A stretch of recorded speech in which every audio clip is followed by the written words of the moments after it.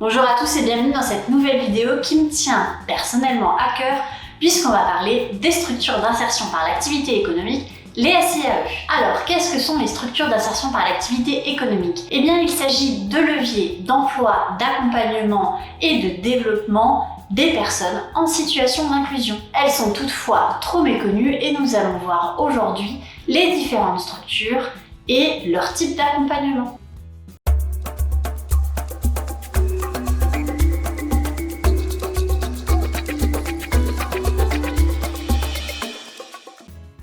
D'abord, petit retour en arrière. L'IAE, l'insertion par l'activité économique, naît dans les années 70.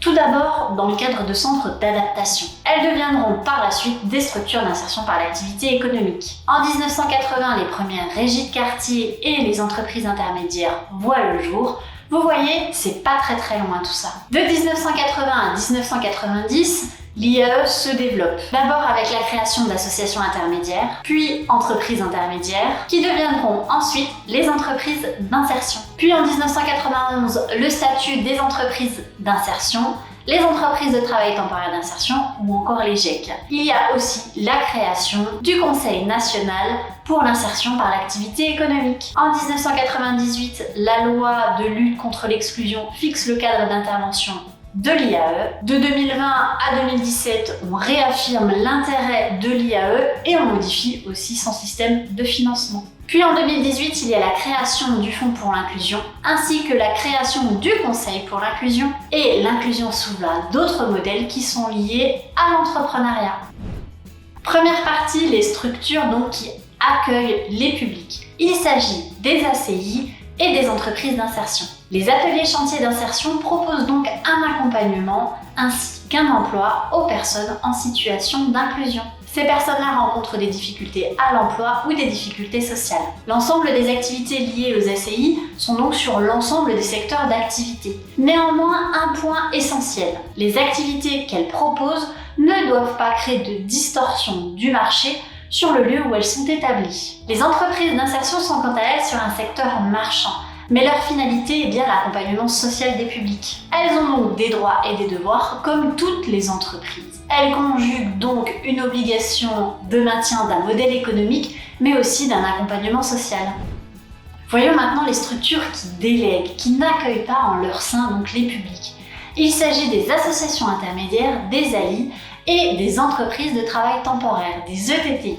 Les AI sont donc des associations intermédiaires régies par la loi 1901. Elles sont donc conventionnées par l'État comme l'ensemble des structures. Elles permettent aux personnes en situation d'exclusion de travailler occasionnellement, soit pour des particuliers, soit pour des collectivités ou même pour des entreprises. Les entreprises de travail temporaire d'insertion, quant à elles, mettent à disposition des intérimaires au profit donc d'entreprises. Un accompagnement social est prévu durant la délégation chez le client utilisateur de l'entreprise de travail temporaire et d'insertion. Les activités proposées sont donc en lien avec les besoins du marché de l'emploi, des clients sur le bassin d'emploi. Il y a aussi les petits nouveaux et les autres, les EITI, les EATT, les GEC, les régies de quartier. Il s'agit d'autres structures qui relèvent donc de l'insertion. En expérimentation depuis 2018, les EITI s'adressent donc au public en situation d'inclusion qui souhaitent entreprendre. Elles mettent donc en lien des indépendants et des besoins de clients. Les EATT sont des entreprises adaptées de travail temporaire. Il s'agit donc d'entreprises de travail temporaire, mais avec un public spécifique lié au statut de salarié handicapé. Les EATT font aussi partie d'une expérimentation liée à la loi du 5 septembre 2018.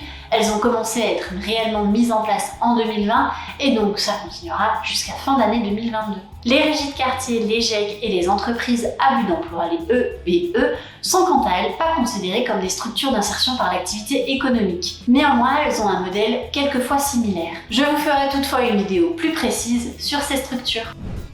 Les structures d'insertion par l'activité économique ont donc un objectif commun, il s'agit de la mise à l'emploi et de l'accompagnement social des publics en situation d'inclusion. Leur mise en œuvre est donc toutefois différente puisque certaines accueillent en leur sein alors que d'autres délèguent auprès de clients. Bien entendu, des passerelles peuvent exister entre les structures d'insertion par l'activité économique et finalement il pourrait y avoir tout un parcours d'inclusion pour les publics. Toutefois, il est indispensable de prendre en compte qui est l'individu et ses besoins, puisqu'en fonction, une structure d'insertion par l'activité économique sera plus adaptée qu'une autre.